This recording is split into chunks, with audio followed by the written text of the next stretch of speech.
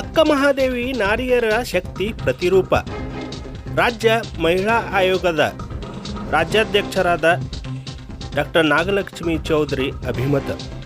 Police station ಹೆಣ್ಣು ಮಕ್ಕಳಿಗೆ ತವರು ಮನೆ. ಬಸವತತ್ವ ಪಾಲನೆಯಿಂದ ಕಲ್ಯಾಣ ರಾಜ್ಯ ನಿರ್ಮಾಣ.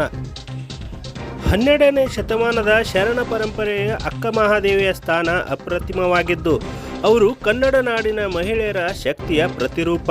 ಅಕ್ಕ ಮಹಾದೇವಿ ಒಬ್ಬ ಸಾಧ್ವಿಯಾಗಿದ್ದು ಅವರೇ ನಿಮ್ಮೆಲ್ಲರಿಗೆ ಸ್ಫೂರ್ತಿ ಎಂದು ರಾಜ್ಯ ಮಹಿಳಾ ಆಯೋಗದ ಅಧ್ಯಕ್ಷರಾದ ಡಾಕ್ಟರ್ ನಾಗಲಕ್ಷ್ಮಿ ಚೌಧರಿ ಹೇಳಿದರು. ಪಟ್ಟಣದ ಅಲ್ಲಮಪ್ರಭುಗಳ ಶೂನ್ಯಪೀಠ ಅನುಭವ ಮಂಟಪದಲ್ಲಿ ಮಂಗಳವಾರ ನಡೆದ ಶರಣ ಸಂಸ್ಕೃತಿ ಉತ್ಸವ ಹಾಗೂ ವಚನ ರಥೋತ್ಸವ ಕಾರ್ಯಕ್ರಮದಲ್ಲಿ ವೈರಾಗ್ಯ ನಿಧಿ ಅಕ್ಕ ಮಹಾದೇವಿ ಪ್ರಶಸ್ತಿ ಸ್ವೀಕರಿಸಿ ಮಾತನಾಡಿದ ಅವರು, ಅಕ್ಕ ಮಹಾದೇವಿ ಎಂದರೆ ಕೇವಲ ಒಂದು ವ್ಯಕ್ತಿಯಲ್ಲ, ಅವರು ವೈರಾಗ್ಯ, ಧೈರ್ಯ ಮತ್ತು ಸ್ವಾಭಿಮಾನಕ್ಕೆ ನಿದರ್ಶನ. ಸಮಾಜದಲ್ಲಿ ಮಹಿಳೆಯರ ಹಕ್ಕು, ಗೌರವ ಮತ್ತು ಸಮಾನತೆಯ ಬಗ್ಗೆ 12ನೇ ಶತಮಾನದಲ್ಲೇ ಧ್ವನಿ ಎತ್ತಿದ ಸಾಧ್ವಿ ಇಂದಿನ ಮಹಿಳೆಯರು ತಮ್ಮ ಜೀವನಯಾನದಲ್ಲಿ ಅಕ್ಕ ಮಹಾದೇವಿಯನ್ನು ಸ್ಫೂರ್ತಿಯ ಮೂಲವನ್ನಾಗಿ ತೆಗೆದುಕೊಳ್ಳಬೇಕು ಎಂದರು. ರಾಜ್ಯ ಮಹಿಳಾ ಆಯೋಗದ ಪರವಾಗಿ ಮಹಿಳೆಯ ಶಕ್ತೀಕರಣ, ಶಿಕ್ಷಣ ಮತ್ತು ಸ್ವಾವಲಂಬನೆಗೆ ನ್ಯಾಯ ಒದಗಿಸುವ ಹಲವು ಕಾರ್ಯಗಳು ಸಾಗುತ್ತಿವೆ.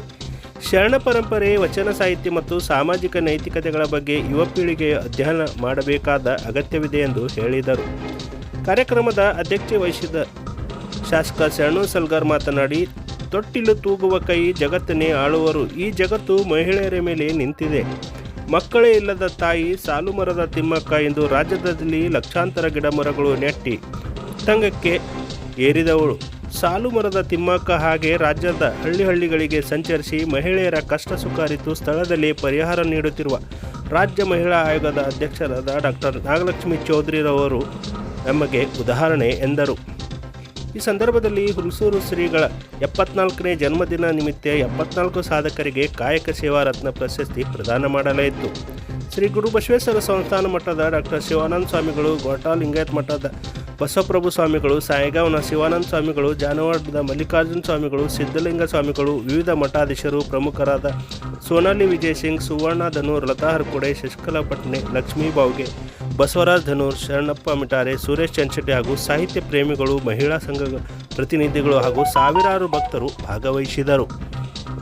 ಅಕ್ಕ ಮಹಾದೇವಿ ಕಾಲನ್ನ ಊರೋದಿಲ್ಲ. ಜನ ಹೆಂಗಂದ್ರೆ ಹಂಗೆ ಬೈತಾ ಇರ್ತಾರೆ. ಅಕ್ಕಿಗೆ ದಾರಿಯಲ್ಲಿ ನಡಿಬೇಕಾದ್ರೆ ಎಷ್ಟು ವೇಗವಾಗಿ ನಡೀತಾಳೆ ಅಂದ್ರೆ ಕಾಲನ್ನ ಭೂಮಿ ಮೇಲೂ ಇಡೋದಿಲ್ಲ, ಅಷ್ಟು ವೇಗವಾಗಿ ಊರನ್ನ ಬಿಟ್ಟು. ಅಕ್ಕ ಮಹಾದೇವಿ ಹುಟ್ಟಿದ ಊರು ಉಡುತಡಿ, ಶಿವಮೊಗ್ಗ ಜಿಲ್ಲೆಯಲ್ಲಿರೋದು. ಅಲ್ಲಿಂದ ನಡಿತಾ ನಡಿತಾ ನಡಿತಾ ಮಧ್ಯಾಹ್ನ ಮಧ್ಯಾಹ್ನ ಇನ್ನೊಂದು ಊರಿಗೆ ಬರ್ತಾಳೆ.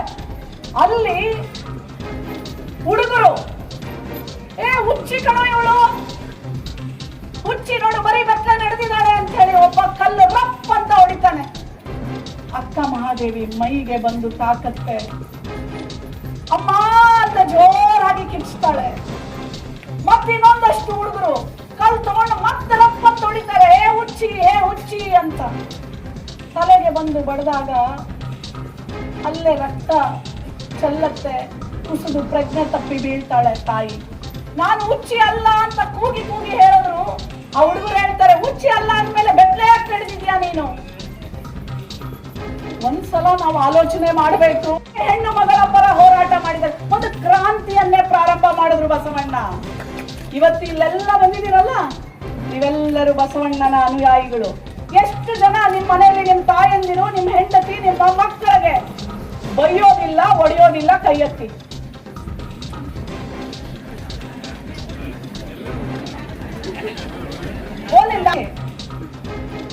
ಶಿವಾನಂದ ಸ್ವಾಮೀಜಿಗಳು ಇವತ್ತು ಇಷ್ಟು ದೊಡ್ಡ ಕಾರ್ಯಕ್ರಮವನ್ನ ಆಯೋಜನೆ ಮಾಡಿದ್ದಾರೆ. ಅದರ ಅರ್ಥ ಏನು? ಹಿಂದೆ ಅಷ್ಟ್ಯಾಕ್ ಮಾತಾಡ್ತೀರವ ಅಂದ್ರೆ ಅದರ ಅರ್ಥ ಏನು? ಬಸವ ತತ್ವವನ್ನ ನೀವು ನಿಮ್ಮ ಬದುಕಲ್ಲಿ ರೂಢಿಸ್ಕೋಬೇಕು ಅಂತ. ಸುಮ್ಮನೆ ಬಂದು ಇಲ್ಲಿ ಕೇಳ್ಕೊಂಡು ಹೋಗೋದಿಕ್ಕೆ ಅಲ್ಲ ತಮ್ಮ. ಎಷ್ಟು ಜನ ಇನ್ನು ಮುಂದೆ ಬಸವ ತತ್ವವನ್ನ ಅಳವಡಿಸ್ಕೊಳ್ತೀರಾ? ನಿಮ್ಮ ಮನೆಯಲ್ಲಿ ತಾಯಿ, ಹೆಂಡತಿ, ಮಗಳಿಗೆ ಗೌರವಿಸ್ತೀರಾ? ಯಾರು ಒಂದು ಏಟು ಹೊಡೆಯೋದಿಲ್ಲ, ಮಗಳನ್ನ ಓದಿಸ್ತೀರಾ, ಬಾಲ್ಯ ವಿವಾಹ ಮಾಡೋದಿಲ್ಲ ಅಂತ ಹೇಳಿದ್ರೆ ಕೈ ಎತ್ತಿ ನೋಡೋಣ.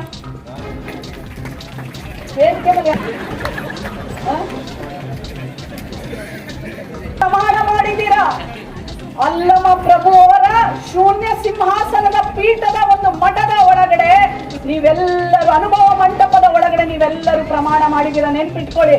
ಈ ಪ್ರಮಾಣ ಇಡೀ ಕರ್ನಾಟಕದಲ್ಲಿ ಇರುವಂತ ಪ್ರತಿಯೊಬ್ಬ ಪುರುಷ, ಪ್ರತಿಯೊಬ್ಬ ಗಂಡಸು ಮಗ, ಪ್ರತಿಯೊಬ್ಬ ಯುವಕ ನೀವೇನಾದ್ರೂ ಬಸವಣ್ಣನವರ ತತ್ವವನ್ನು ಪಾಲನೆ ಮಾಡಿದ್ದಾದ್ರೆ ಈ ಒಂದು ನಿಜವಾಗ್ಲೂ ಕಲ್ಯಾಣವಾಗುತ್ತೆ. ಬರೀ ಬಸವ ಕಲ್ಯಾಣ ಅಲ್ಲ, ಕರ್ನಾಟಕದ ಕಲ್ಯಾಣ. ಸ್ಟೇಷನ್ನ ಸಬ್ ಇನ್ಸ್ಪೆಕ್ಟರ್ ಅವರು ನಮ್ಮ ಸ್ನೇಹಿ, ಅವರು ಮಹಿಳಾ ಸ್ನೇಹಿ, ಜನ ಸ್ನೇಹಿ ಪೊಲೀಸು. ನಾವು ನನ್ನ ಗಂಡ ಹೊಡೆದಾಗ ಫೋನ್ ಮಾಡಿ ನಮ್ಮ ಅಪ್ಪ ಅಮ್ಮನ್ನ ಕರೆದು ಕರ್ಸ್ಕೊಳತನ ಅವ ಕಾಯೋದಿಲ್ಲ. ಇದೇನು ಒಂದು ಕಟ್ಟಿನೋ ಒಂದು ಬೆಟ್ಟನ ತಗೊಂಡು ಬಾರಿಸ್ತಿರ್ತಾನೆ ನಮಗೆ. ನೀವು ಅವಾಗ ಫೋನ್ ಮಾಡ್ಬೇಕಾಗಿರೋದು 112 112. ಈ ಪ್ರಶಸ್ತಿ ಕುರಿತು ಈಗ ನೇರವಾಗಿ ಡೈಸ್ ಮೇಲೆ ಬರ್ತಾ ಇದ್ರೆ, ಈಗ ಈ ಕ್ಷೇತ್ರದ ಜನಪ್ರಿಯ ಶಾಸಕರು ಎರಡು ಸದ್ಗಾರ ಅವರು ಈಗ ಪೂಜ್ಯರಿಗೆ ಗೌರವದ ಸತ್ಕಾರ ಮಾಡ್ತಾ ಇದ್ರೆ, ಈಗ ನೇರವಾಗಿ ದಡವು ಜೊತೆಗೆ ನೀವಿದ್ದೀರಿ. ತೊಟ್ಟಿನ ತೂಗುವ ಕೈ ಜಗತ್ತನ್ನೇ ಆಳಬಲ್ಲರು ಅಂತಕ್ಕಂಥ ಮಾತಿನ ನೆಲೆಗಟ್ಟಿನಲ್ಲಿ ಈ ನಾಡಿನ ಪ್ರತಿಯೊಬ್ಬ ಬಾಲಕಿ, ಪ್ರತಿಯೊಬ್ಬ ತರುಣಿ, ಪ್ರತಿಯೊಬ್ಬ ಮಹಿಳೆ ಅತ್ಯಂತ ಗೌರವದಿಂದ ಬದುಕಬಹುದು.